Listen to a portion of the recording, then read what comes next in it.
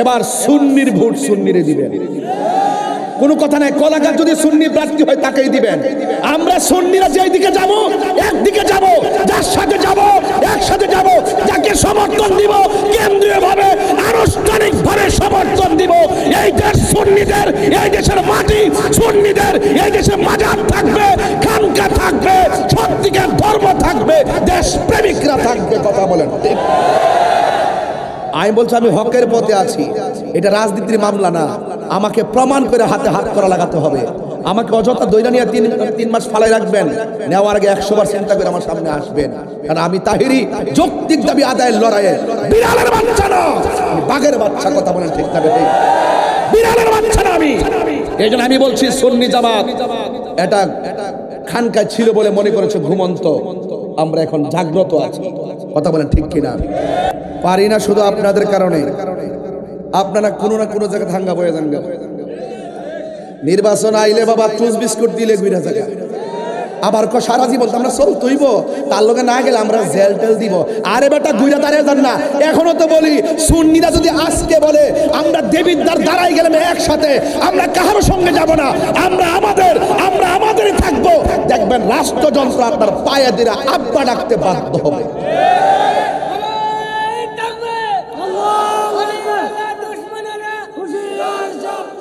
আজকে বড় দুঃখ লাগে, আমি এই গত 1.5 বছরের ভিতরে আমার জন্মের পরে 42-43 বছর চলে, 21 বছর ধরে ওয়াজ নসিহত করি, কিন্তু এই 1.5 বছরের ভিতরে যতটা মুনাফিক দেখছি, আমার জন্মের পরে আমি অতলা মুনাফিক দেখছি। অতলা মুনাফিক আমার জন্মের পর দেখছি। এরা কি করে জানেন? এরা কি করছে? এরা আইসাই প্রথম শুরুতেই আইসা মাজার বাংলা শুরু করছে। সিন্নি খাইলা কার দ্বারা? মোল্লা চিল্লা না। এই দেশে ইসলাম আনছে আল্লাহর ওলিগণ। আরে বেটা, তোমরা যারা আল্লাহর ওলিদের বিরুদ্ধে কথা কও, নিজের গজবটা নিজে ডাইক্কা আনতাছ। আমি কইলাম দেখতাছি বাজান, পুরো আসমানি গজবটা যাইতাছে। নিজের কপালে নিজে কোরাল মাইরা দেখবার, নিজে গাতা করছে আরেকজনটা ভালাইবার লাগে, দেখবেন ওই গাতার মধ্যে সে নিজেই পড়বে। মান হাফারা হুফিরা। কারণ ওলি আল্লাহর বিরুদ্ধে গেলে ডাইরেক্ট আল্লাহর পক্ষ থেকে খোদাই গজব নামে। এক কথা কোন ঠিক না বেটে? 90টা মাজার ভাঙছে, কয়টা? এর ওলি আল্লাহ কোনো দোষ করছে? দোষ করছে? তাহলে বাংলেন কি লাগে? আপনার ভালো না লাগলে আপনি না যাইবেন। আপনার ভালো না লাগলে আপনি না যাইবেন। শাহপুরানের মাজার গেছেন ভাঙতো, এর দ্বারাই প্রমাণ হয়ে যায় আসলে আপনারা অনেক সময় বলেন যে মাজারও অশালীন কাজ হয়, অসামাজিক কাজ হয়, এমুকের ভণ্ড, এমুক, এটা মাজার হইতে পারে না, সে নামাজ কালাম করে না, রোজা করে না, হজ করে না, যাকাত দেয় না, এরকম মনে করে অনেক সময় অপবাদ দেন। কিন্তু এটা ঠিক আছে যদি প্রমাণ হয় সে সরাসরি বহির্ভূত চলছে, তার মাজারকে করতে গেছে, আপনি তো বাধা দিতে পারেন। কিন্তু শাহপুর রহমতুল্লাহ আলাইহি তো আমাদের একটা আধ্যাত্মিক সেন্টার। কথা কন ঠিক না বেটে? ওইটা যখন ভাঙতে গেছেন তখন আমি বুঝতে পারছি যে আপনারা যে ইবনু আব্দুল ওহাব নজদি ওই আরবে সাহাবায়ে কেরামের রওজা মুবারকগুলো যারা ভাঙছে, ওই 1,500 বছর আগের থেকে যারা এরকম কাজ করেছে, তাদের কিছু চেলা চামুন্ডা এই দেশের মধ্যে আছে, আইসাই তারা মাজার ভাঙা শুরু করছে। এবং শুধু এটা না তো, তারা কবর থেকে লাশ তুলা পর্যন্ত আগুন দিয়া ফুরাই দিচ্ছে। কথা কোন ঠিক না বেটে? এটা কি কোনো সভ্যজাতি হইতে পারে? এগুলা বড় কাজ, এগুলা করা যাবে? এরপর যাই হোক, আমরা একটু গরম ছিলাম দীক্ষা, ডরাইছি না দীক্ষা, হয়তো তারা এখন একটু ভয় পাইছে যে আগামীতে যদি কোনো মাজার টাজার ভাঙতো যা, হয়তো বা সুন্নিরা এখন আর প্রতিবাদ করবে না, এখন সুন্নিরা প্রতিরোধ করবে। কথা বলেন ঠিক না বে ঠিক?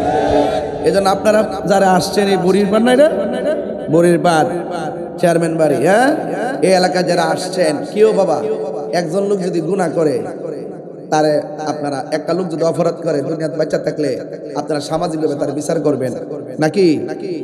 কিন্তু লোকটা যদি মারা যায়, এটা বিচার করবো কেডা? তো আল্লাহ যদি বিচার করে, তাহলে আপনি 14 দিন পরে লাশটারে তুই আগুন দা ফুললেন কি লিখা? আরে একটা মুরগের বাচ্চা মরে গেলে তো তারা কেউ ফুরে না। কথা কোন ঠিক না বেটি? একটা লাশ, রসুল বলছেন একটা মানুষ মারা যাওয়ার পরে তার লাশটারে আদর করে ধরবে, একটা টুকাও দেওয়া যাবে না, এটা হারাম। একটা গায়ের মধ্যে আঘাত করা যাবে না, কঠিন ভাবে ধরা যাবে না, মায়া করে ধরতে হবে। আর মুসলমানের গোষ্ঠী কোন বর্বর জাতি, এত বড় বর্বর জাত, এত নষ্ট জাত আমার জন্মের পরে আমি দেখি নাই যে 14 দিন পরে কবর থেকে লাশ তুলে আগুন দিয়ে পুরাই দিয়া আবার উল্লাস করে। এই বাংলাদেশ আমরা কখনো প্রত্যাশা করি নাই। রাষ্ট্রযন্ত্র করতেছে তামাশা। রাষ্ট্রযন্ত্র সুন্নিদেরকে মাইনাস করে দিছে। আমরা ট্যাগ লাগা, আমরা বলে কোন দলের দালাল। আরে বেটা, সারা জীবন হুঙ্গির তলে থাইকা চা বিস্কুট কফি খাইলে তোরা খাইছ। আরে কথা কোন ঠিক না বেঠে? খাইলে তোরা খাইছস। সব ফুটেজ আছে, সব ভিডিও আছে। তোদের মধ্যে একই দল 4-5টা গ্রুপ হইয়া, কেউ পক্ষে থাকস, কেউ বিপক্ষে থাকস, কেউ রাত্রে বান্ডেললেস, কেউ দিনে বান্ডেললেস। সুন্নিদেরকে ট্যাগ দিস না। সুন্নিরা দলের দালালি করে না, সুন্নিরা মদিনাওয়ালার প্রেমের দালালি করে। কথা বলেন ঠিক কি না? নারে তাকবীর, নারে রিসালাত, আহলে সুন্নাত ওয়াল জামাত। তুমি কে, আমি কে? আমার কথা কি রাগ করছেন আপনারা? রাগ করছেন আপনারা? রাগ করবেন না, গুসা করবেন না। বিগত দিনে যখন এই দেশে প্রায় 115 জন না কয়জনের বিরুদ্ধে তালিকা হয়েছিল, এর মধ্যে আমিও ছিলাম একজন। 115 জনের মধ্যে 30 জনের ভিতরে আমি একজন। বাংলাদেশের সেলিব্রেট 10 জনের মধ্যে আমি একজন। 1, 2, 3 জন হলো সেলিব্রেট, এর মধ্যে আমি একজন। একেবারে ওই তালিকা পর্যন্ত ধৈরা ধৈরা আমার বিরুদ্ধে অভিযোগ করছে। আমি যদি দালালি করতাম, আমার কি বিরুদ্ধে অভিযোগ করতো? আমি দালালি করি নাই। এক শ্রেণীর মানুষ আছে আমাদের বাক শক্তিকে রুদ্ধ করতে চায়। এটা যখন যেই সরকারে আসো, প্রত্যেকটার ভিতরে এরকম ইসলাম বিদ্বেষী কিছু নাস্তিক থাকে। কথা বলেন ঠিক না বেটে? আর আপনি এসে হুজুরে কাউন্টার দেন, আর আপনারা এসে কবর থেকে লাশ তুলে পড়াই দেন।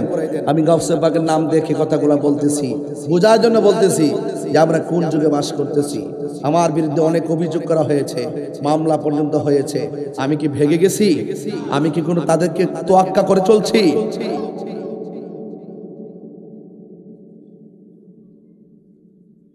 আপনারা কি আমার সাথে আছেন? কথা বলেন ঠিক না বেটে? আর না হইলে দেখেন আমার মাওলানা রহিসউদ্দিন মসজিদের ইমাম। কথা কোন ঠিক কিনা? মসজিদের ইমামকে অযথা মব ভায়োলেন্সে প্রকাশ্যে তাকে খুন করছে। পানি দিতে চাইছে, পানিও তারা দেয় নাই। পানি চাইছে, পানিও দেয় নাই। আমি নিজে গাজীপুর গেছি, যাইয়া লং মার্চ টু গাজীপুর করলাম। অতিরিক্ত পুলিশ কমিশনারের ভবনের সামনে জেলা কার্যালয়ে আমি করলাম। কিন্তু ওখানে যাওয়ার পর লং মার্চ করলাম। ওপেন যারা মারছে তারা দিবালোকে ঘুরা বেড়ায়। আমরা বিচার পাই নাই। কেন জানেন? আমাদেরকে রাষ্ট্রযন্ত্র গোনাই ধরে না। এবার গোনাই ধরবে, এবার গোনাই ইনশাল্লাহ ধরবে। সুন্নিরা কি 2 না 1? এ আওয়াজ মানে 2 না 1? পীর মাশায়েখের কি 2 না 1? বৃহত্তর সুন্নি জোট কি 2 না 1? এবার গোনাই ধরবে ইনশাআল্লাহ। কেন জানেন? আমরা ওলি আল্লাহর প্রেমিক। এই দেশ যারা ওলি আল্লাহকে ভালোবাসে, এই জমিন তাদের। যারা ওলি আল্লাহর মাজার ভাঙতে যায়, তারা হলো এই দেশের দখলদার। এরা কখনো বাংলাদেশের কেউ ছিল না। কথা বলেন ঠিক না বেঠি?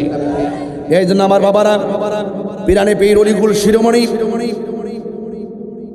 শেখ সৈয়দ মহিউদ্দিন হযরত আব্দুল কাদের জিলানী গিলানী আল হাসানী আল হুসাইনী রাদিয়াল্লাহু তাআলা আনহুম, তিনি একজন মাদার জাত ওলি। আমরা যখন গাউসে পাকের কারামত বলি, তখন অনেকে বলে আমরা নাকি কিচ্ছা কাহিনী কই, মিথ্যা কথা বলি। দলিলে আসেনি, কিতাব কোরআন শরীফে আসেনি। গাউসে পাক যেই ঘটনা ঘটাইছে, এর মাথা ওলি আল্লাহর কারামত কি কোরআনে লেখা থাকবো? কিও ওলি আল্লাহর কারামত কি হাদিসে লেখা থাকবো? আমি পরিষ্কার ভাষায় বলে দিলাম, আপনারা দেবিদ্দারবাসী, পুরা দেবিদ্দারটা সুন্নি জামাতের। যেগুলো আছে এগুলো চিটাদান, এগুলা বিভিন্ন ভাবে এক এক সময় ভাইরো গ্রুপিং করে ভাইরো। আমি তাদেরকেও সাথে নিয়ে বলে দিয়ে যাই, সুন্নিদের সাথে বৈষম্য সৃষ্টি করবেন না। যদি ভালো লাগে আমারে বুঝাই আপনার দলে নেন, নাইলে আপনি বুঝছে আমরা দলে আসেন। আমার পোলাপান্ডি কই, পোলাপানগুলো আসেন এখানে, আসেন রে। হয়তো আমাদেরকে বুঝাই নিব, নাইলে আমার সাথে বুঝ যাইব। যদি এই দুইটা কমিউনিকেট হয়ে যায়, তাহলে এই দেশে কিন্তু আলেম ওলামার একটা ভালো জায়গা তৈরি করতে পারবে। আর আমরা 75% বাদ দিয়ে দিছে, এগুলো দুশর, এগুলো দালালকে বাদ দিছে। আমরা রে পাওয়ার তোলে হলায় চাইতাছ আজান দিবার লাগিয়া, নিজে পাওয়ার তোলে পড়ার অপেক্ষা করো। দিন শেষে তোমরা মূল্য হইতা না, তোমাদের ছাগলের 3 নম্বর বাচ্চা কইরা ইটাদা ফালাই দিব। আর যখন উলামায়ে কেরাম সব গোরানের মানুষ যখন আলোচনা সাপেক্ষে ধর্মের সাইডে যে মানুষগুলো আছে, ইসলামী দলগুলো আছে, আমরা যদি এক হইতে পারি তাহলে এই দেশে আমাদের একটা কিছু হওয়ার সম্ভাবনা আছে। কারণ ওলি আল্লাহর পথ ছাড়া কোনো উপায়, চালাও সে পথে যে পথে তোমার প্রিয়জন গিয়েছেন চলি। প্রিয়জন কারা? আল্লাহর ওলিগণ। প্রিয়জন কারা? আল্লাহর ওলিগণ।